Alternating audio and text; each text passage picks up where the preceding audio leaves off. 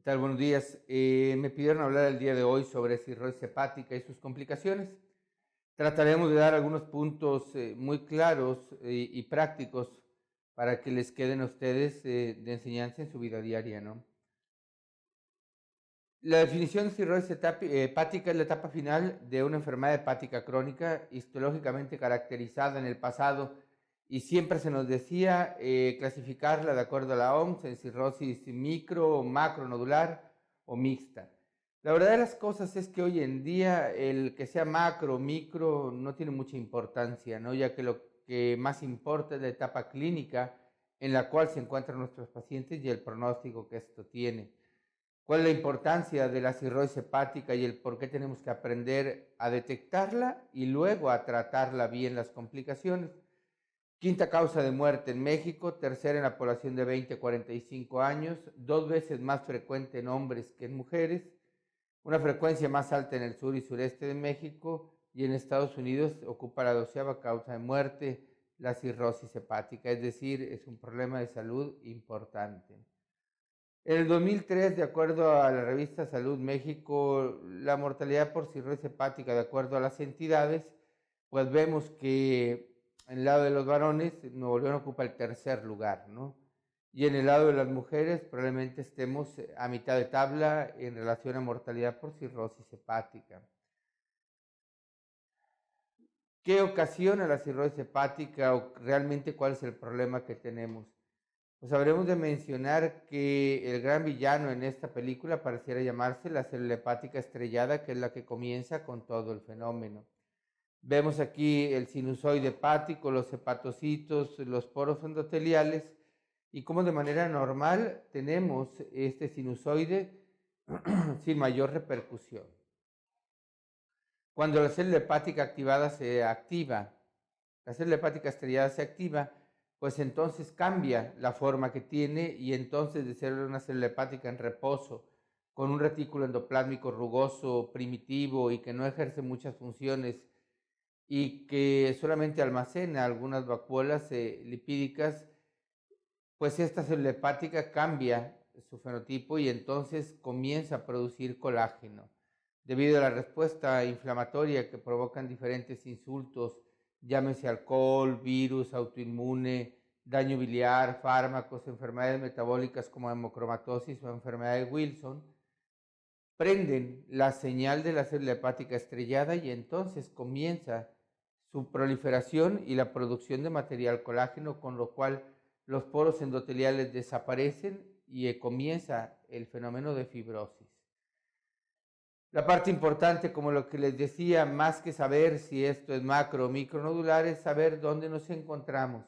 Desde una enfermedad hepática compensada en la cual todavía no hay ningún evento, valga la redundancia, de descompensación, como sangrado varicial, ascitis, encefalopatía o ictericia, a una vez que se presentan las complicaciones, el paciente pasa a una etapa clínica en grosso modo de cirrosis hepática descompensada, con lo cual está mucho más cerca de la muerte.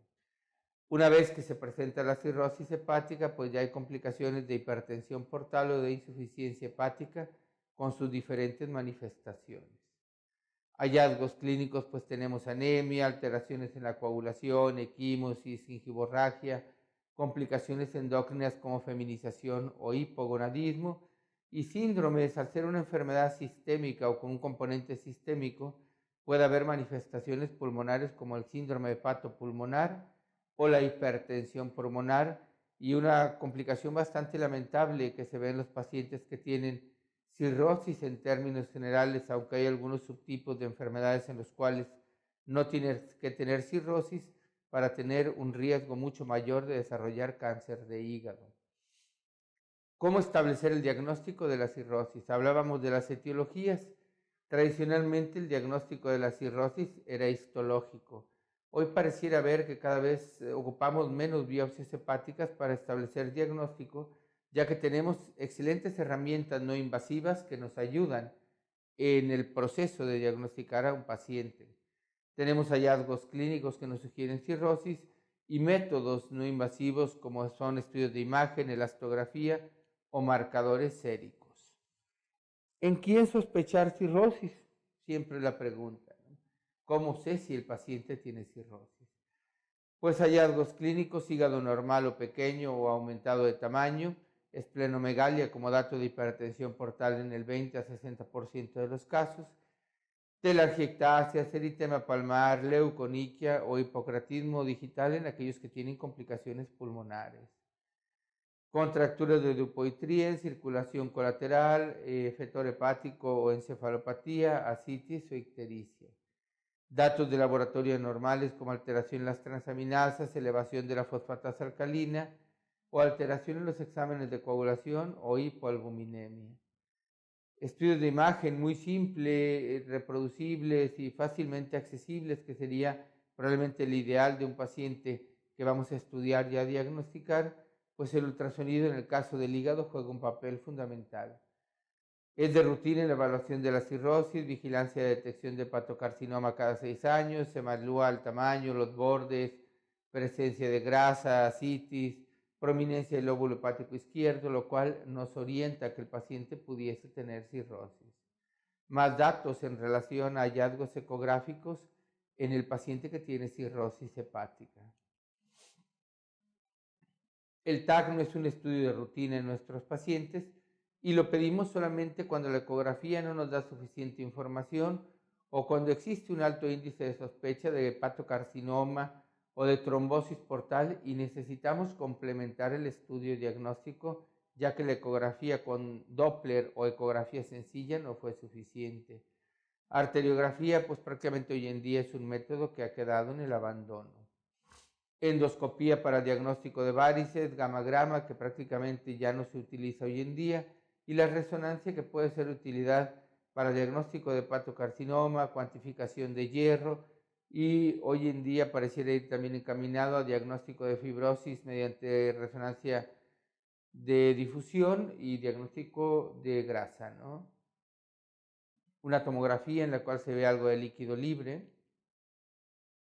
Biopsias hepáticas, que ya les comentaba que cada vez es un poco más raro el hacerla y que puede ser de diferentes formas, ¿no? Desde la biopsia hepática tradicional guiada por eco, la biopsia hepática guiada por laparoscopía o la biopsia hepática transyugular. Cada una tiene sus indicaciones y sus contraindicaciones, ¿no? Donde predominantemente en aquellos pacientes que tienen alteraciones en la coagulación, ascitis, o tienen sobrepeso, la biopsia transyugular pareciera ser una opción. ¿Por qué desarrollamos métodos no invasivos para diagnóstico de cirrosis hepática? Porque es un procedimiento que no es cómodo, es un procedimiento que ocasiona dolor y, como se muestra en este estudio, la mitad de los pacientes con virus C rechazaron ser referidos al hepatólogo por el temor a realizarte una biopsia hepática. No es fácil tomar la decisión. Y sobre todo entendemos que tiene una mortalidad de 1 en 10,000 pacientes, es decir, puede haber complicaciones muy lamentables de la biopsia hepática, como es el hemoperitoneo, el hematoma, el síncope vasovagal o la presencia de neumotórax. Entonces dices, pues si tengo algunas formas diferentes de poder saber cómo está mi paciente, algunas veces nos planteamos seriamente si vale la pena tomar una biopsia o no.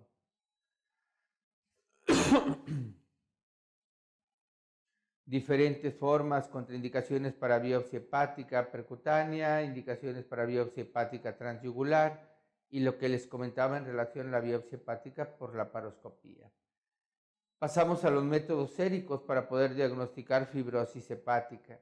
En términos generales, el marcador ideal tendría que ser exacto, rápido, económico, fácil de realizar, accesible y reproducible. Diferentes métodos para poder diagnosticar fibrosis, la mayor parte de ellos validados en el contexto de pacientes que tienen enfermedad hepática crónica por virus C, con diferentes rasgos de sensibilidad y especificidad, pero todos estos en pacientes con virus C. APRI es un marcador que ha sido validado en pacientes que tienen enfermedad hepática por hepatitis C. Fácil de realizar, sin costo agregado al paciente, forma parte de los exámenes normales solicitados, ¿no?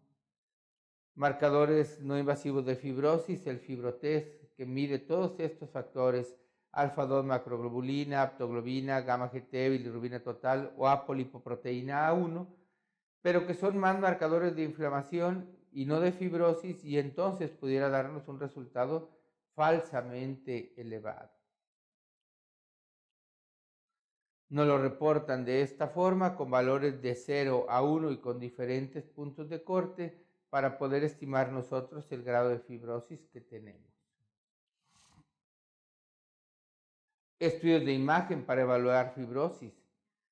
Vemos la ecografía. ¿Por qué la ecografía es buena y por qué la recomendamos tanto para pacientes que tienen daño hepático, que sospechamos que tienen daño hepático, como una prueba de escrutinio?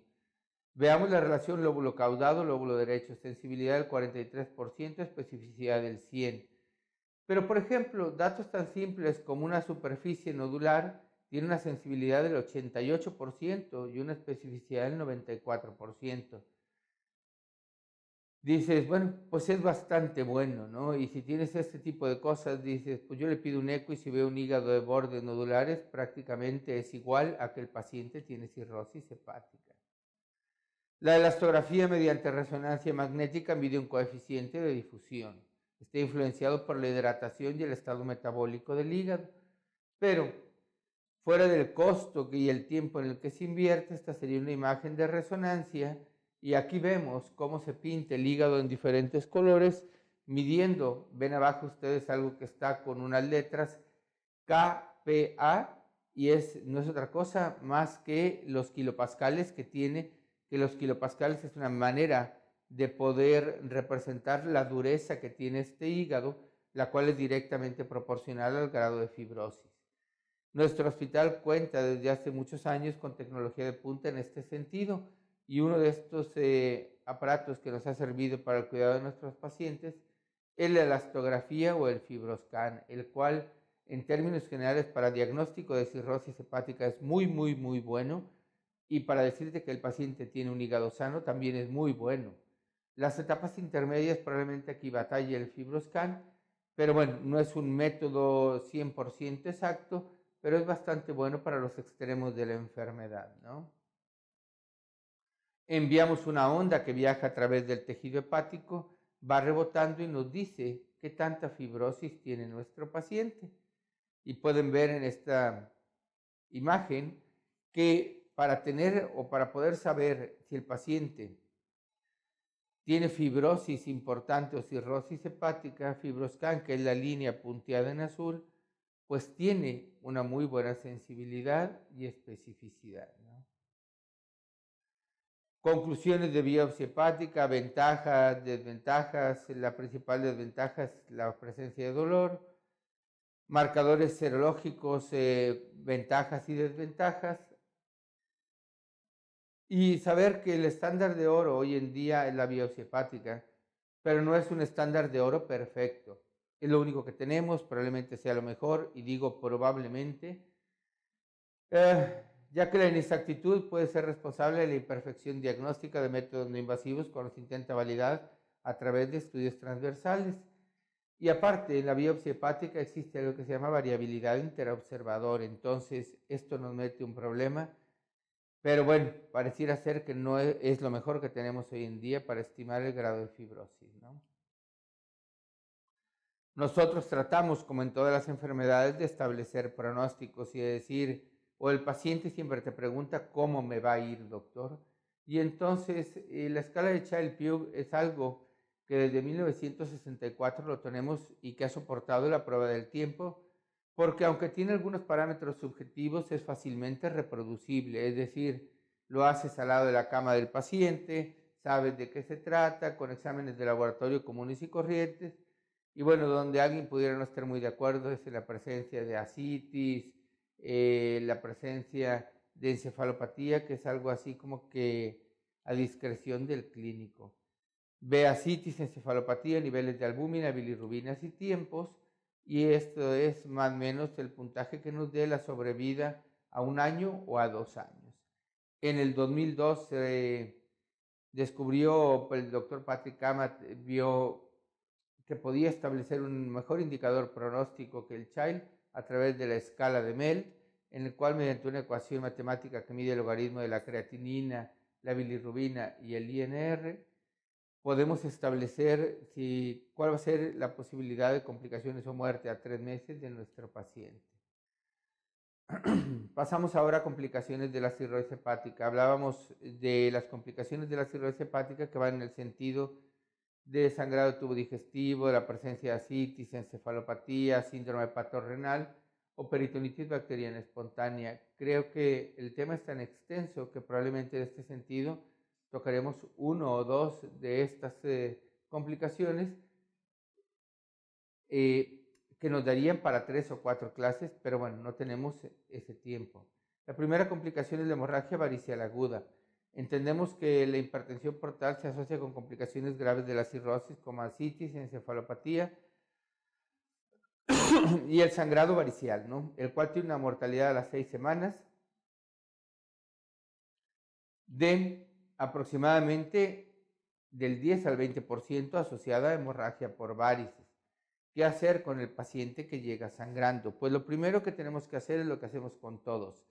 Vigilar el RCP, ver su estado hemodinámico, ver si el paciente está respirando, tomar la presión. Y el siguiente objetivo es prevenir y tratamiento de las complicaciones, establecer un diagnóstico y control de la hemorragia, así como prevención del resangrado.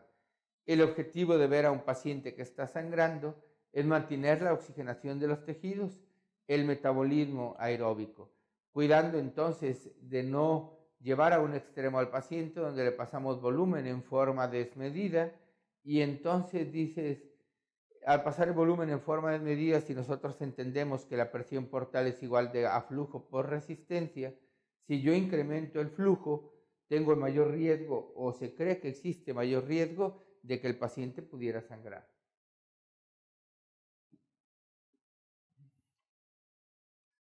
A raíz de esto se empezaron a utilizar algunos fármacos con el fin de poder modular esto. Vean cómo la línea en azul es conforme vamos aumentando la cantidad de volumen, la presión portal puede ir aumentando en milímetros de mercurio, que es la línea vertical.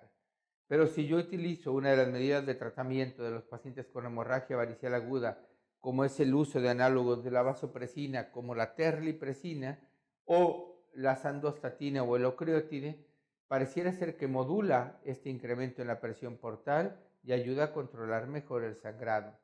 La idea es mantener un equilibrio entre el riesgo de daño tisular como consecuencia de la hipovolemia e hipoperfusión o el riesgo de perpetuar la hemorragia con la sobreexpansión de volumen. La idea es mantener una presión arterial sistólica entre 90 y 100 milímetros de mercurio y una frecuencia cardíaca menor a 100 latidos por minuto, tratando de tener al paciente alrededor de 8 gramos por decilitro y entendiendo que en términos generales el mantener al paciente en estos niveles en ausencia de cardiopatía isquémica es bastante razonable. ¿Qué pasa en aquellos pacientes que nosotros los sometemos a una política de transfusión liberal, ¿no? Donde dices, bueno, pásale 5 paquetes globulares para que llegue a 12 o 13 gramos de hemoglobina? Angelo Colomo en este estudio dividió a los pacientes en pacientes que mantenían alrededor de 7 gramos por decilitro y aquellos que mantenían arriba de 9. Vean cómo tuvieron menor control del sangrado aquellos que tuvieron más de 9 gramos de hemoglobina y aunque a 6 semanas en este estudio piloto la mortalidad pareciera no haberse impactada, a largo plazo estaría por verse. ¿Qué pasa con la mortalidad a las 6 semanas de los pacientes que sangran por varices? Tenemos complicaciones, resangrado y otras complicaciones asociadas al evento de sangrado, como serían infecciones bacterianas, disfunción renal o falla hepática. Otra de las medidas que tenemos en este grupo de pacientes es el uso de antibióticos en forma profiláctica. Este es un metaanálisis de 5 estudios, 530 pacientes, en los cuales se vio que en aquellos pacientes que utilizábamos antibióticos había un menor riesgo de infección y una menor mortalidad. Pacientes con datos de mal pronóstico en este estudio que hizo el doctor Javier Fernández, donde vio pacientes con desnutrición, bilirrubinas arriba de 3, ascitis o encefalopatía.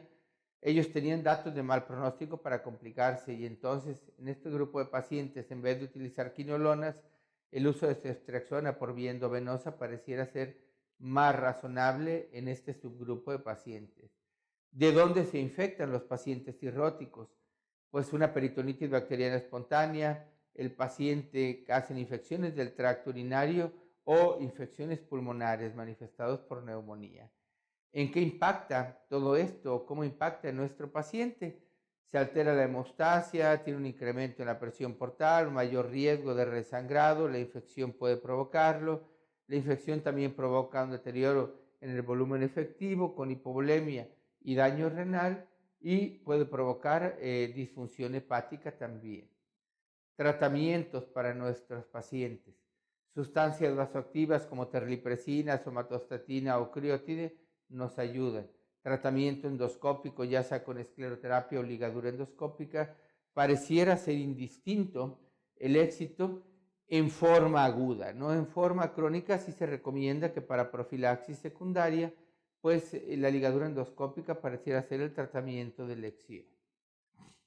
¿Qué hacemos con la ligadura endoscópica? Pues colgamos un capuchón de plástico en la punta del endoscopio que lleva o va rodeado por ligas. Una vez que llegamos a la varice, succionamos la varice, disparamos una liga y entonces estas varices se trombosan y se van a ir cayendo con el paso del tiempo y mediante un efecto mecánico desaparece la agresión por las varices. ¿Qué ventajas tiene? Control de la hemorragia del 90%, resangrado del 30% y comparado con escleroterapia, menos resangrado, disminución en la mortalidad y pocas complicaciones. ¿Qué hacemos con la escleroterapia?